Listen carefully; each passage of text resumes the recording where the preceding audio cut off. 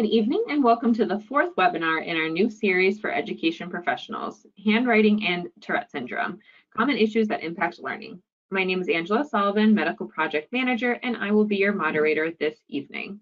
This webinar is being provided as part of the Tourette Health and Education Program, a program of the Tourette Association of America in partnership with the CDC.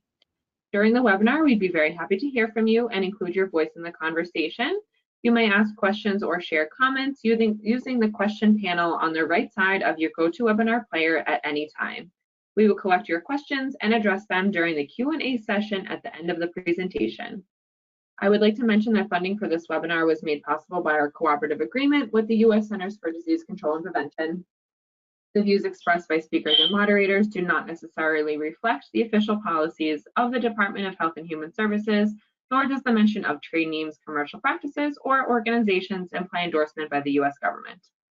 This webinar has been accredited for 1 contact hour for psychologists and social workers. For more information on how to claim your credit, please download the learner notification document that is located in the handouts section of the control panel. In order to receive a certificate, you must participate in the entire webinar and follow the instructions on that document.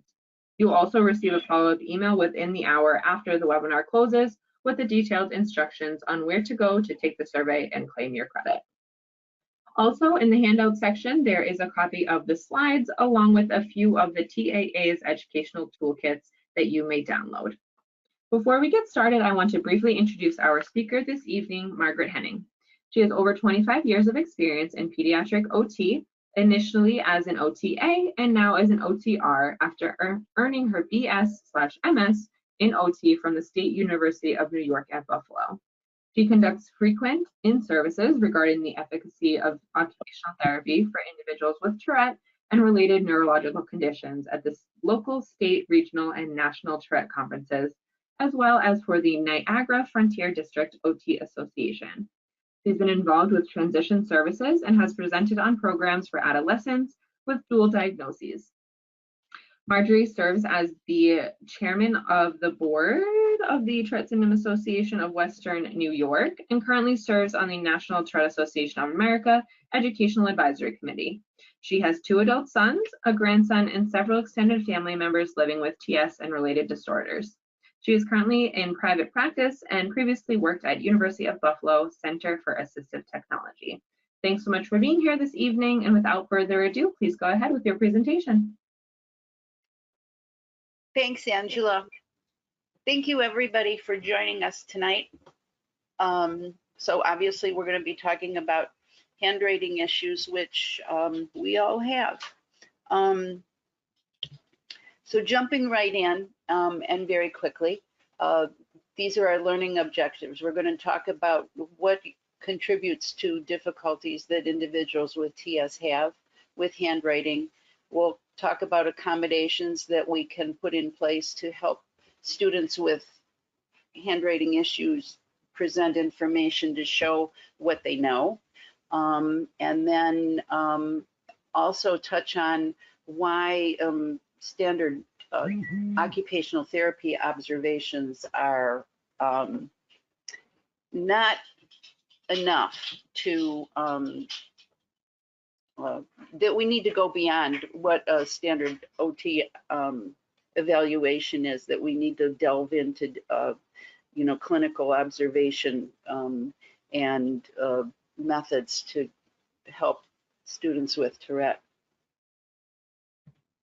So thank you. Many of you responded to my questionnaire about, you know, who is going to be participating tonight. And I got some good responses, and a couple of them I was able to add, and a few of them that I got in later today, I wasn't able to add, and I hope I might be able to refer to them later. But very quickly, we've got a variety of, you know, I mean, obviously there's more people, but somebody that's working in a private OT clinic who is working with an 8-year-old and looking for information regarding an OT's role in assessing and treating fine motor and handwriting issues.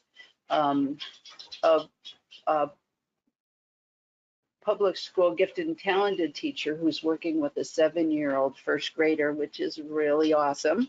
The mother of a 13-year-old. This mom won the trifecta. She's got an 8th grader who's been receiving OT services through the school. And she'd like to get, more information on what they can do at school and at home to help with handwriting. And she has a 16-year-old senior in high school and a husband who also have Tourette, and a support group leader who works with parents to advocate for children, assist them with 504 and the IEP processes. And she once a month attends TS clinics at their local children's hospital to meet newly diagnosed families and begin the voyage that is going to last a lifetime. Then there's the mom of a 14-year-old high school sophomore, and this is an interesting comment that she sees the disconnect between neurology or the doctors and occupational therapy as far as handwriting goes. And the thing that I thought of was, it's interesting that, well, it's just comical that, gosh, maybe doctors don't recognize the problem that kids have with handwriting because they have problems with handwriting themselves. But all joking aside, she'd love to know,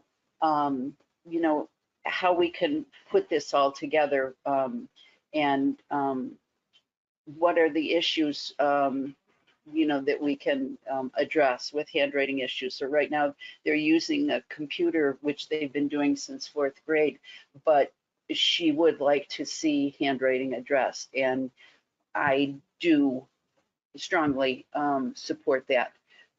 And before I forget, and I will forget, the one handwriting program that I really, really like, and it's Mary Benbow's Loops and Other Groups. It's a kinesthetic program, and I know it's not used very much, but for a variety of reasons, that's the one that I like. Then there's a COTA mom who's working with her son, and he's a younger guy. And this is very typical, though, of many of our little guys with Tourette. I mean, everybody with Tourette, as the symptoms wax and wane. He has a handwriting tic that when it's active, he has trouble with writing. So he overwrites words, he erases, he writes it repeatedly, he makes hash marks on the paper, and they found that the technology to be very helpful, or scribing when the tic is really bad. And that's the thing that, we want to give our kids the tools to use when they need them, but to keep learning the handwriting. And in this, when I'm talking handwriting, I'm talking cursive handwriting, but we want them to learn letter formation and getting their thoughts on paper, in addition then using the technology when they need it. And in this instance, she's found the teacher to be very accommodating. One of the next ones you'll see, it isn't always that great. This is a copy of the paper that this first grader did. And you can see that she used snap type, which I recommend. It's especially useful for younger kids. So he began this worksheet in school, and this is the area that he began in school. You can see that, difficulty with his letter formation, capitalization, getting things formed, spacing within the limited amount of area that they're given to write in, and his spacing, and then trying to fit his information wherever he can. And then once they did the snap type and he's able to type his information at home, look at the difference in what he can put on the page with the keyboard. So you know, if you looked at this doesn't look like there's a whole lot of information coming out. And then when you look at this, these are big words. Mary discovered the fossilized skeleton of an animal that, and then he mistyped this. It should be no one had ever seen before. But this is an excellent example of what technology can do, as opposed to when we expect our kids to just do what everybody else is expected to do. This is a lengthy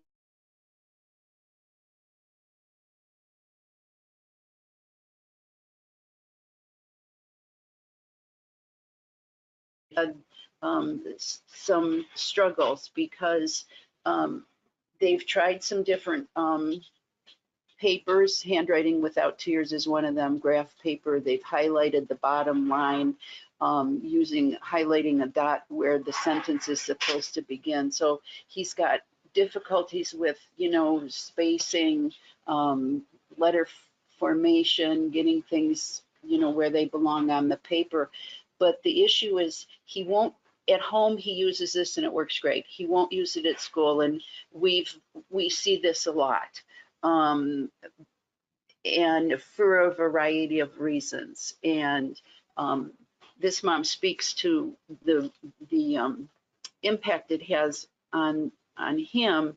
You know, his anxiety, his need to follow the rules. He also has a need not to be different, which that's all kids. And given the fact that he has Tourette and he already feels probably like he's different, to add another piece and, you know, I need my special paper, I need to do this differently than the rest of the class. He's just having a hard time with that. So also the teacher isn't encouraging him to do what has been put in place for him. So he really struggles with getting information on paper and getting things done in the classroom. They've been using talk to text, but the issues with that are, you know, grammar and punctuation are not a part of that. And also things get misinterpreted with the dictation. So there's problems with what's actually being dictated. And, you know, there's the problem with now that the student isn't learning proper grammar and punctuation. So is he being graded strictly on the content, or is he being graded on grammar and punctuation and spelling? So those issues they need to be addressed, and those skills are lagging. So something needs to happen to support this child's learning. He's also tried typing. The district doesn't teach typing. There's a problem with the OT, doesn't teach typing. They can't seem to get the support that they want there. And they have a 504 in place. And then they, you know, mom talks about cursive, and this is the wonderful part, is that she does believe that once he's mastered cursive, he'll be able to get his assignments done. So the questions, and these are going to be covered, what type of medical professional diagnosis dysgraphia? How can a student get OT support in school from a district that claims the OTs in the district have no services to offer a student with dysgraphia? And are there other tools or accommodations we should be looking into? And very quickly on that, I know that if it's dysgraphia, so he needs to be diagnosed with dysgraphia first. Usually it's a neuropsychologist, a a psychologist that has been certified and is qualified to give all of the tests required to diagnose dysgraphia.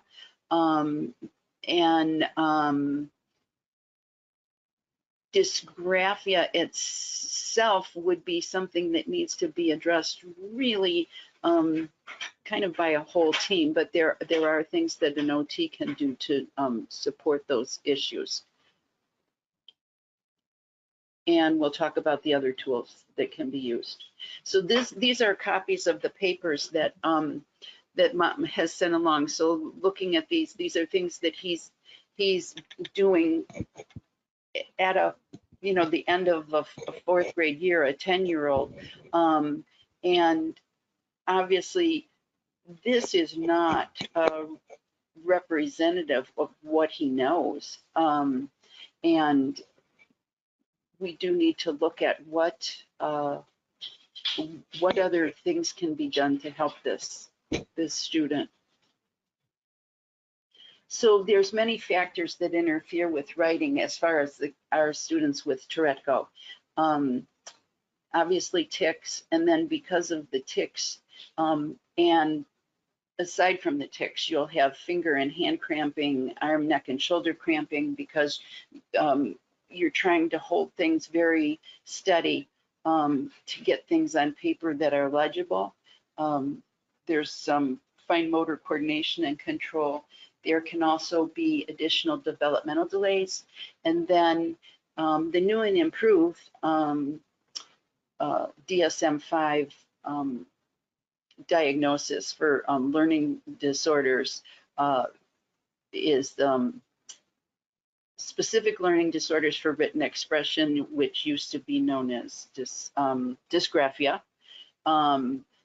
In the impairment in mathematics was dyscalculia, and then the impairment in reading was dyslexia. So we still refer to them that way, and you'll hear me talk about those, but the official terminology are those, and that's what is used to qualify for a learning disability.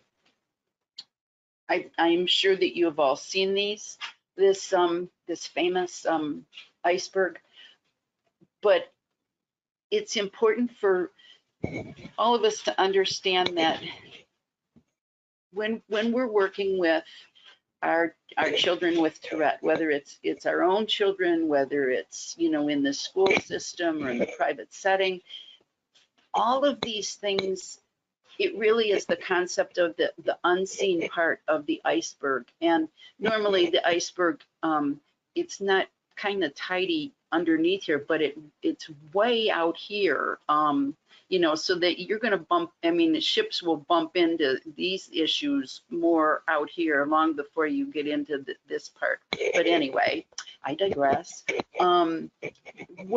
What we need to remember is these are kind of all of the quiet things that are just simmering under the surface, so to speak. And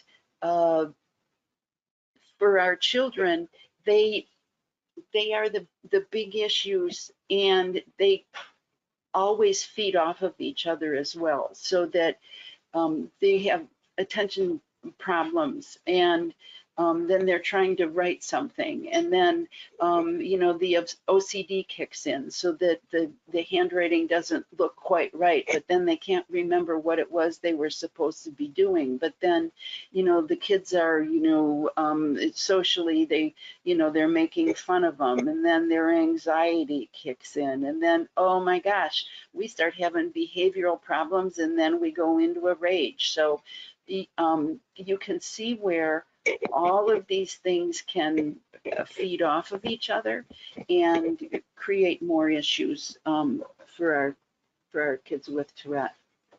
So we just talked about some of those negative behaviors, and some of the things, the OCD can greatly interfere with writing, and they can interfere with being able to focus on the task at hand, or there's things going on in their head that they're thinking about that may have happened before school, they're going to happen later, something that's happening in the classroom right now that somebody did or said, or you know, and then they need to do this so many times just right, or something is going to happen, or it has to be just perfect, and they've got to get things lined up and set just right. Many times, projects or anything that has to be done, they will rehearse it in their head and do it over and over and over in their head, creating the finished project to perfection, or trying to work it out to perfection, so that it becomes so monumental that they can't even start it. So sometimes, you know, I will tell kids, just, you know, they don't even know where to begin, like on a writing assignment. I'll say, just give me a sentence, just write anything, put anything on paper. It doesn't have to be the opening statement. It doesn't have to be your thesis statement. Just give me some words. Let's put some words on the paper. And from there, then you can maybe start pulling, you know, they can start generating some stuff, and then you can start moving things around. And that might be where mind mapping comes in. Sleep hygiene is an issue for these kids, medication side effects. And then I double dipped on ADD, anxiety, and sensory. As you'll see on my next slide, there it is again.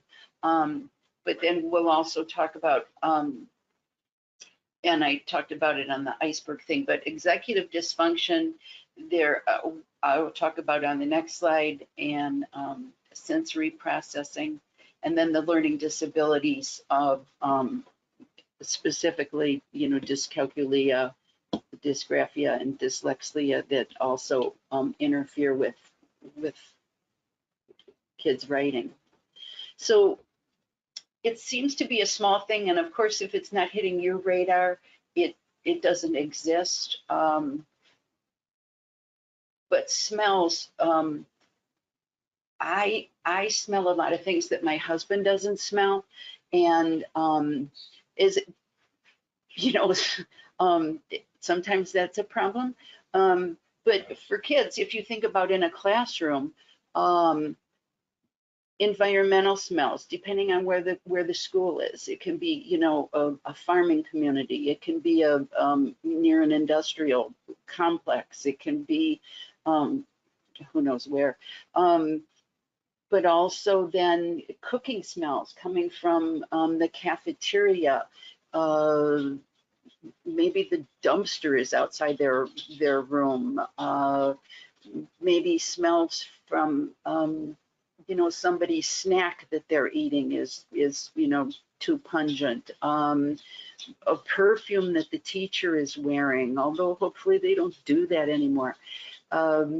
Marker smells, the smell of paper or crayons. There's so many things that it doesn't hit our radar, but it hits, you know, somebody that is very sensitive to smell.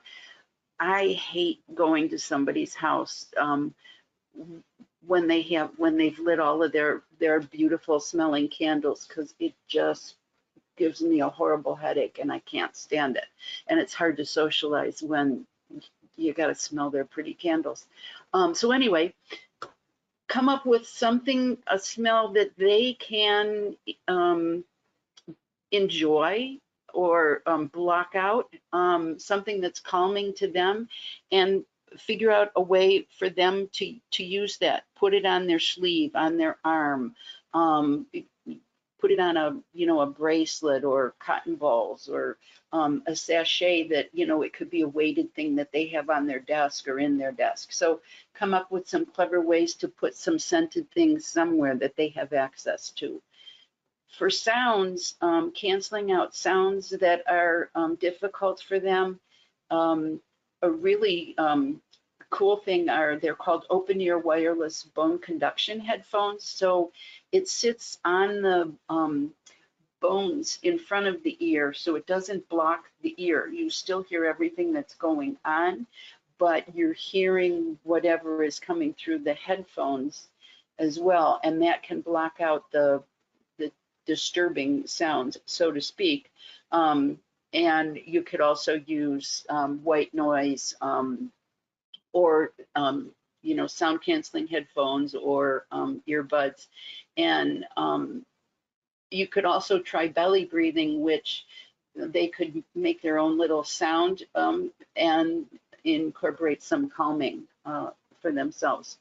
For lights, sunglasses, tinted lenses, visors, ball caps, change to incandescent lights in the room. I had a special ed teacher who brought in all lights from, regular home lighting and turned off the classroom lights. And it was a very calming, warm learning environment, which was comfortable for everybody that came in. And if worse comes to worse, teach them how to shield their eyes with their non-dominant hand and anchor their work on a clipboard in order to work. And if people have issues with, wearing visors or ball caps in a classroom, because we must have rules about these things, make it something that's normal for the whole class, such as if we want to, if we choose to, we all have our thinking caps, and we'll put our thinking caps on while we're working if we need to put on our thinking caps. And it can be a classroom, you can get them cheap for the whole class on the internet, and they can decorate them, they can make them special, and it makes it normal for the whole class. For textures, some people have problems with the things while they're writing. So some sort of a glove that they can wear that might alleviate some of that problem, or slipping a piece of a preferred fabric between their hand and the surface might help. But exploring, if you talk with the child, what is it that is bothersome to you, and be ready to just listen and take it in and try to come up with some solutions rather than, oh, that's weird, or that doesn't bother me. That's not going to be helpful. Executive functioning skills are a big part of a lot of our handwriting and life in general. And a lot of our kids with Tourette have difficulties with pieces of executive function. So I will encourage you to familiarize yourself with the executive function.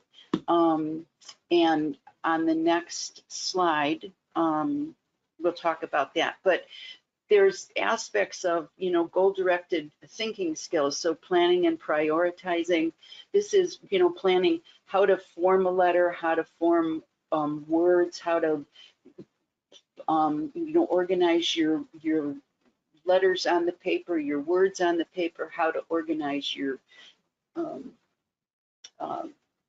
materials, how to manage your time to get things done, how to remember, math facts, how to remember spelling, grammar, and punctuation, how to remember how to form the letters, how to analyze or, think about your thought processes. What do you need to do to correct the problem that you're having?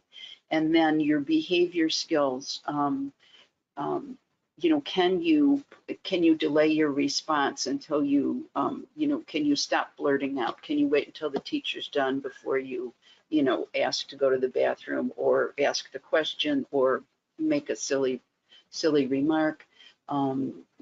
Can you keep yourself calm in your seat? Can you fidget or do something to help you focus while you need to sit still? Do you need to get up and walk around? Do you need to go get a drink of water? Can you get started on the task that you have to do? Can you switch gears when things aren't working right, or when there's a change in plans, when there's a substitute teacher, when there's something that changes the schedule? Are you able to go with the flow? And can you see something through until it's finished? So those are all pieces of executive function, from, you know, large to small, from writing a simple letter to, you know, gosh, writing a dissertation. So accommodations for executive functions, these aren't by all means, you know, the whole thing, but my biggest thing is get yourself a copy of, and I don't get money for this, Dawson and Guar's Executive Function Skills for Children and Adolescents, I think is really, really good, really helpful. It explains all of those aspects that I just talked about. And also, I found through working with, in the schools and working with our kids with Tourette, the apple doesn't fall far from the tree. So chances are you or a family member may also have some aspects of executive function skills that might need a little tweaking. Also, use a big desk or wall calendar to help plan long-term assignments in manageable chunks, and do your backward planning on that. So you put the due date on the calendar and then backward plan from that day, so that, you know, it's finished the day before or 2 days before, and then the sloppy copy is done the day before that, and divide up the work a little at a time, so that from the day it's assigned, you've got little chunks of work that are done, you know, in small increments, and nothing becomes insurmountable. Also, there's apps that you can use, and calendar reminders to keep track of subjects and tasks and commitments. Apps apps that use mind mapping to develop and organize your writing assignments are very helpful. Using a timer for especially younger people, or even big people who just have a hard time getting started on something because it just seems so big that they're never going to get it done. Just say, I'm going to work on this for 10 minutes and then I'll put it away, or I'll be done with it. And if you do that, chances are you can work beyond that, or it's just, I'll see how much of this I can get done in 10 minutes. So sometimes, you know, that is enough to get you going. I had a little guy who was really having trouble getting his homework done in 2nd grade, and there were tears and carrying on, and the mom was insisting that he needed, you know, more services in school because he wasn't able to do his homework at home. And what we did, the teacher wrote on each worksheet how much time she expected him to take to complete a worksheet, and then mom set the timer for that amount of time, and he was to work on it for that amount of time, and when the timer went off, he was to put it in his book bag and be done with it. And what happened was he was able to, and then if he finished beforehand, mom was to write down how much time it took him. Well, obviously, he was able to finish before time, and that ended the homework, you know, battles. It was just so monumental to him beforehand, but then putting that in there gave him the freedom, I guess. You know, he was able to get it done, see that he had control over it, and he was able to get his homework done and go out and play and be a kid. And then I can't recommend enough how much physical exercise is a really good thing to do while you're also trying to get other things into your brain, because it opens other channels, laying down tracks in the brain while you're reading or listening to recorded lectures or books on tape. So walking, biking, or even, you know, if you're sitting and listening and coloring, painting, or doing something with your hands, can actually help you to focus on what you're listening to. So Now, dysgraphia, these are things you'll see down here at the bottom. I've taken this from understood.org, which is an excellent resource that I recommend. And these are some of the things that they suggest as possible things you would see as symptoms of dysgraphia. And what you need to understand is that if you're seeing some of these symptoms, I think the best, what I would recommend, first of all, is open a conversation with your doctor. And obviously, you know, if you're a parent of a child with Tourette, I would talk to the doctor that's treating the Tourette. But, you know, go with these things. Take some writing samples in, take work samples, show the doctor what the little guy is having trouble with, and request help getting an evaluation for dysgraphia. It isn't, I'll talk about the evaluation. It needs to be done by a psychologist or neuropsychologist, someone that is qualified and certified to give the battery of tests, and it needs to be, it should be, a dysgraphia evaluation should be part of a very complete evaluation. It shouldn't be done in isolation. So, you know, it has to be part of a it has to include an IQ exam, such as a WISC. It really should include an executive function exam, such as the brief Barclay's evaluation. And then there would be a fine motor skills exam, and OTs can assist with parts of this evaluation.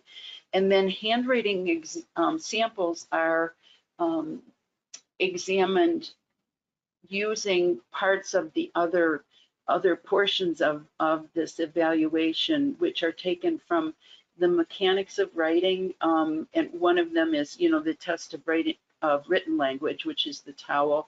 There's others, and then the thematics writing test. So all of those things need to be evaluated and scrutinized and looked at to come up with the diagnosis for dysgraphia. So that is how you get the diagnosis for dysgraphia. And then hopefully you can take that to the school, and there may be people in the school that are qualified to give all of those tests and come back with the diagnosis. What you need to remember is that, and you can see from evaluations, when we evaluate younger kids, we might not see such a huge gap between what they're doing and what their peers are doing, because in the lower grades, they're all learning how to write, how to, you know, all their fine motor skills. They're just learning these things. They're just learning how to read. So they learn how to read and how to write in the lower grades.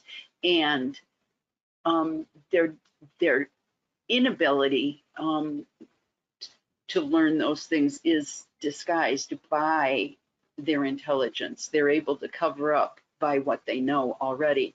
But then as they get into the higher grades where they need to use reading and writing to learn, that's when things start to fall apart and the gap widens between them and their peers. And then what they know is they're not able to show that on paper. So their intelligence is being disguised by their disability. So that's where we need to step up and advocate for figuring out, you know, what can we do to make sure that this child does not fall through the cracks, does not decide in 10th grade that, you know, they've had enough and they're gonna, you know, start hanging out with the wrong crowd, they're gonna drop out, they're gonna give up on themselves and everybody else. They have a lot of potential and we need to make sure that we're there to support them. So when we do an OT evaluation, here's a problem, you know, with a standard evaluation. If you look at, and all evaluations really, but OT in particular, we're testing in under optimum conditions, right? It's a structured evaluation. It's closed-ended. We're directing the activities. It's a one-on-one situation. It's short duration. They don't have to generate any ideas really. You know, we can evaluate their handwriting. You know, we can ask them to write the alphabet and stuff like that, or their, you know, name, address, and there's the handwriting evaluations that we can do. But pretty much, it's a short-lived test. And what we really need to look at are, you know, what's going on in this child's life. So why are they being referred for an evaluation? And what we really need to look at is their work product. Look at long-term over a long period of time, from multiple subjects, favored subjects and unfavored subjects. What does the work product look like? Is it, you know, incomplete? Is it immature as far as, you know, their grade level? Is it legible or illegible? And is it fluctuating? Do you see it change, you know, from throughout periods of time? Are they able to pay attention to the task? And importantly, are you finding that there's inconsistent reports about their behavior or the work that they're doing between school and home, which is very common, or between different subjects, different teachers, different times of the day or days of the week? All of those things are very common. The most common one is, and this was the one that the doctor, the neurologist told me when our son was first diagnosed, ask the teacher if she's hearing or seeing these things in school, because what we were seeing and hearing at home was really concerning.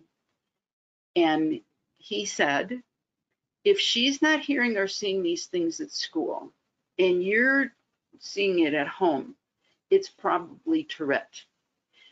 And the reason being, number one, they do these things where they're more comfortable. So in school, they're suppressing everything they can, you know, their tics and everything else. And while they're doing that, there is no learning going on at all. And then by the time they get home, they just let loose, and expecting them to do written work or homework of any kind is not going to happen. So you can see where that creates a big problem. So those are things to really get to the bottom of, and you need to talk to everybody that's involved in working with the student. I can't support enough the support staff and the special area teachers, art, music, gym, the librarian. Find out how the student is functioning in all of those areas, and then get a picture of the whole child and what are his strengths, what are his areas of need. This is a copy of a worksheet that we would use when we were doing an evaluation. for assistive technology. And we would talk to the teachers involved, and we would, ask about, each subject, what the expected tasks were, and how those things were being performed, and then what the difficulties were. So we were able to then target areas that we were going to look at and try out different assistive technology to see if those were things that might make life easier. So this is kind of an example of something that you could do to, for OTs to look at specifically each classroom, find out what is he expected to be doing, what is he doing, and what do we think the problem is? And that very quickly will help you come up with some creative ideas for what's going to help this child learn and show what he knows. So we can skip over this. I mean, we know what, occupation. Well, I think it's important to talk about, an occupational profile and look at the whole child, how they spend, interview the parent, the school, but really get a picture of the whole child from school and home. And you'll see one of the more important things I look at is their schedule for a weekday and a weekend, and particularly how much time are they spending socializing and screen time, and find out how much physical activity are they getting, because we need to remember that there has to be a balance of those things. And chances are, as with most kids, there's way too much screen time, and we got to figure out a way to get past that, especially if we're going to be recommending assistive technology for these kids, which is like we're shooting ourselves in the foot. Yeah, don't spend so much time on those, handheld devices, but here, do this, do your homework on this. So we need to create a balance. And then I talked about, people that you need to interview, looking at the samples and checking out what is the occupational performance that the student is doing in all areas of his life at school. This is my soapbox. I strongly advocate for both cursive and accommodations. Years ago, when I first started, I was doing a presentation on the efficacy of occupational therapy for students with Tourette, and a parent interrupted the presentation because he was looking for a definitive opinion on handwriting. He had kids that were really struggling with handwriting, and the school was not willing to give in to assistive technology, and he wanted me to say, yeah, throw out the handwriting and go with the computer. And I was trying to say that, cursive, and we'll come back to this, but cursive is really important because it lays down a motor memory that becomes an automatic, and it triggers different parts of the brain. And it actually helps with learning. So it's really important that we teach cursive. Before, I talked about Mary Benbow is my go-to person.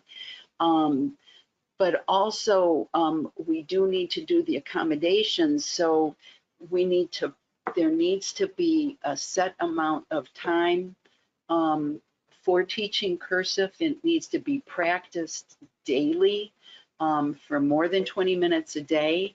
And it's just rote practice. And when there is information that needs to be given or recorded, then we go to the accommodations until, you know, until or if we can get the handwriting down pat. But there's room for both. I am going to probably slip past most of these things, but these are the low-tech accommodations for dysgraphia or all kinds of, you know, writing problems. But the, you know, try different positions, you know, let them lay on their stomach and use a slant board. And the other one is, you know, using a slant board or a binder, and especially like a wider, like a 3 or 4 inch binder, and you lay that with the ring side facing away from the child, and you know, so it makes a slant toward the child, and then you can that works as a slant board for them. They can lay on their stomach, or it can be on their desk, and that helps support their arm. Weighted pencils, you can make your own weighted pencils. Take your pens or pencils to the hardware store, find some little O-rings that slide, that fit tightly on the pencil, and find some washers. So you put on an O-ring, you slide a couple washers on, slide another O-ring on, and voila, you have weighted pens and pencils. I would love people to try going back to using fountain pens, which are really classy. I think kids would have feel special with them, even if you used them at home. But it is a different, you don't need as much pressure. They move more smoothly on the paper, and it might actually, they might enjoy learning cursive that way. These are assistive tech things for dysgraphia. And on the next page, there will be some others. I have always recommended the Smart Pen.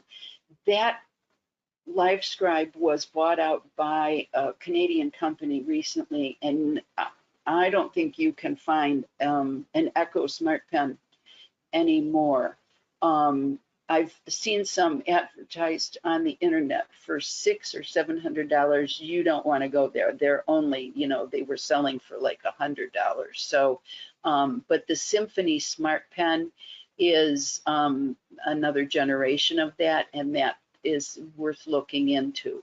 That is really helpful for getting information down, and it's useful for, you know, especially students with anxiety and OCD, because it's what the Smart Pen does is it records the information. There's a digital recorder, so it's recording the information while you're taking notes.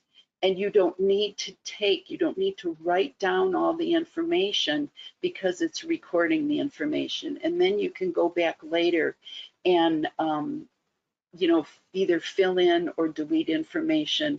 Go online and look at, you know, watch the videos for how that works. Also, watch a video on Sonocent Audio, which is a higher level that's more geared for high school and college level, which is a really slick program, which I would recommend. And then Read and Write Gold is a complete package, and that you can get a free 30-day trial download, which you might find very useful. ModMath and SnapType are free, and I would recommend those as well. This is, once again, from my favorite, understood.org, and it is their list of the 11 apps. Currently, there are 11 apps to help kids with note-taking, and you'll see a few of those I've already talked about, but they're worth, you know, you can go to that link, and then it will, you can look at each one of those that they've shown there. These are other ideas for things that you can do to help kids, you know, show what they know.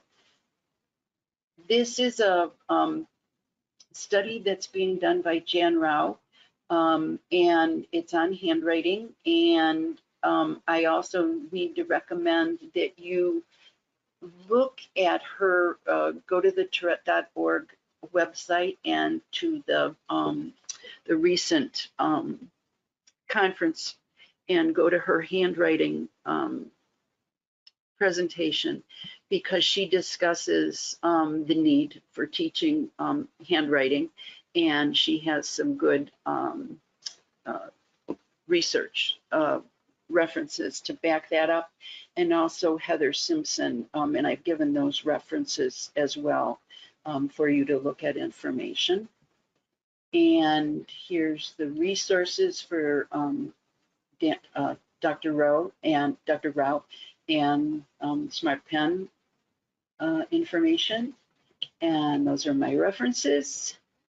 And this is my contact information. So obviously, I'm sure I didn't cover everything. I've missed a lot, but you please feel free to contact me.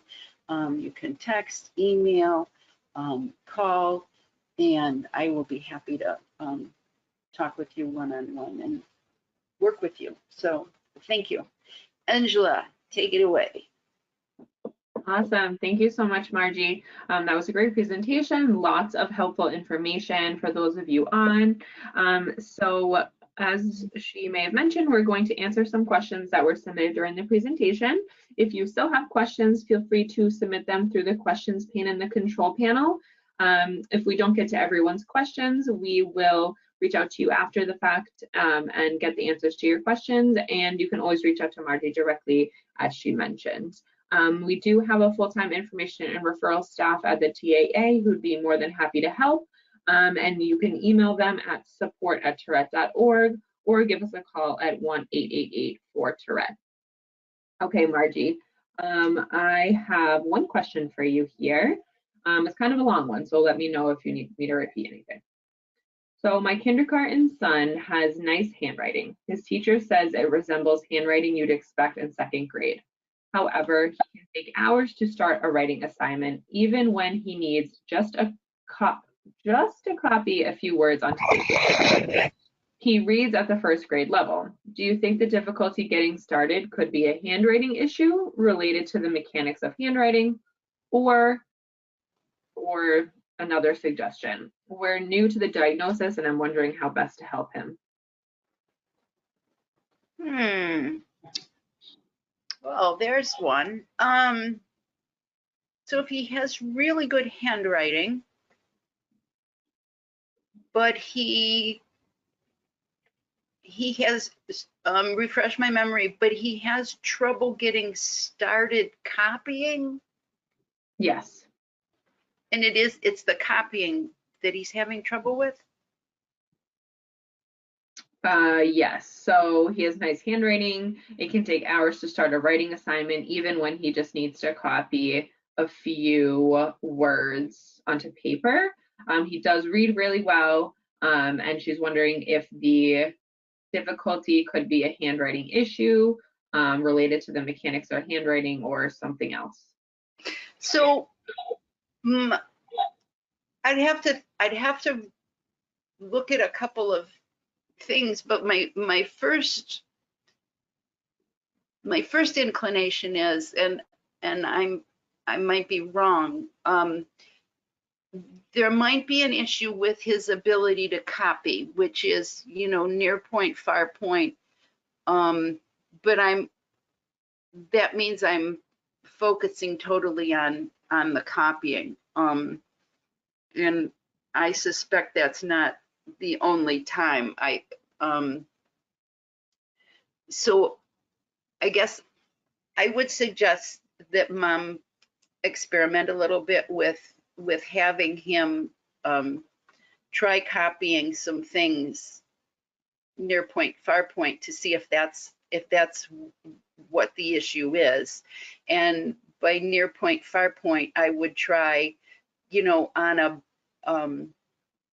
a board at home, or, you know, put a piece of paper up, and have him sit at the table and have him look up and copy it, you know, onto his paper, and then try putting it just in front of him on his desk, so that it's just, you know, on the table in front of him, and he just has to copy a shorter distance, and see if she sees any difference. And she could try it with maybe some random drawings as well, just random geometric figures, and put them on the page in different areas, and see if he's able to kind of spatially get things where they need to be. But the other issue is, you know, if it's not that, and so if it is that, then she would need to maybe pursue, you know, visual assessment as far as, you know, his visual skills, or focus, you know, for near point, far point, and accommodation. But the other issue then is he having trouble getting started doing it? And I guess I would ask him. I guess that would be my thing. I guess I am so sorry, I'm at a loss, and I'm gonna have to stew about that, but you have her information, so I can get back to you. Is that correct, Angela? Yeah. Yeah. Okay. Definitely. All right. I'm sorry. Okay. No, that's okay. We have a few more questions we'll take. Okay. Do you have a suggestion on getting a school OT on board with working on cursive? Our OT goal was just for being able to sign his name. They do not want to work on any other cursive. Oh, yeah. You know,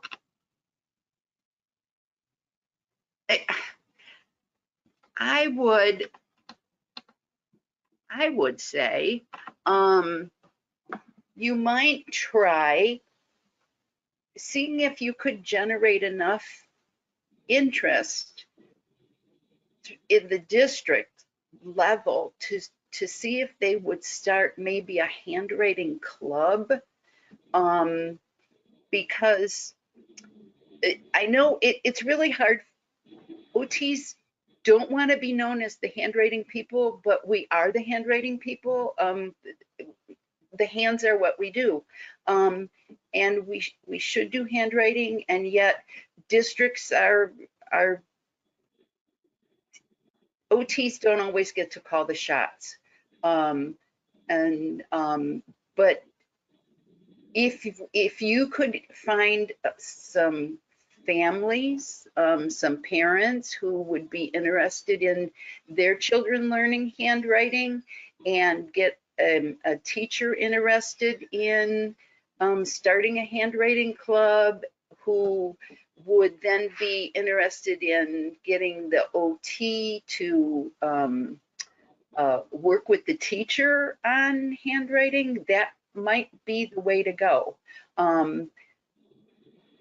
I think, I mean, maybe you could try going that way with it. Wonderful, thank you. Okay, one more question. I work with older individuals. Are the apps that were suggested user-friendly? Also, do you have any recommendations for national organizations that could potentially help? Some may have grandkids that are related to the subject. So the apps that I've recommended that are especially useful for older students, I use Google Keep. Notability is good. Read and Write Gold is a whole suite of, it's a huge suite of things, and that it can start at the lower grades, but it goes up to the college level. And Sonocent Audio is definitely for older students. The Symphony Smart Pen works for adults up, so beyond school. And I would say if you looked at that, the list from understood.org, that, and you click on that link, they outline all of those. They'll give you the specifics on each one of those. And it'll give you a real good idea if those would be useful. And Angela, what was the question about national organizations? Yeah, do you have any suggestions for any other national organizations that could potentially help in this realm? I assume maybe like AOTA would be a good place for occupational therapists. I'm not sure specifically what each person's asking, but yeah. So there's Wright's Law, WRIGHTS, is a good one for, it's all special ed related.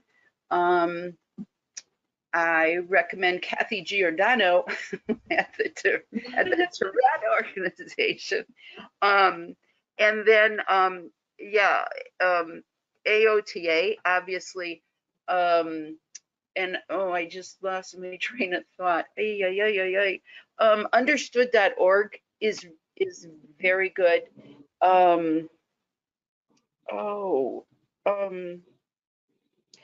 Mary Benbow has a for handwriting, and I can't remember the name of her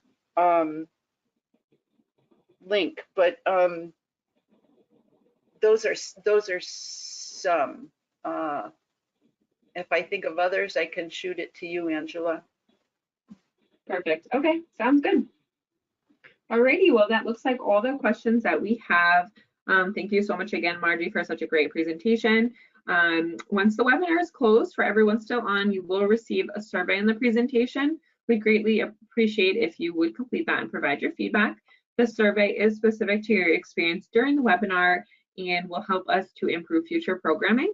You will also receive a follow-up email within 24 to 48 hours that has a link to view the recording of the webinar, and also will include additional instructions on how to claim your CE credit if you are interested in doing so.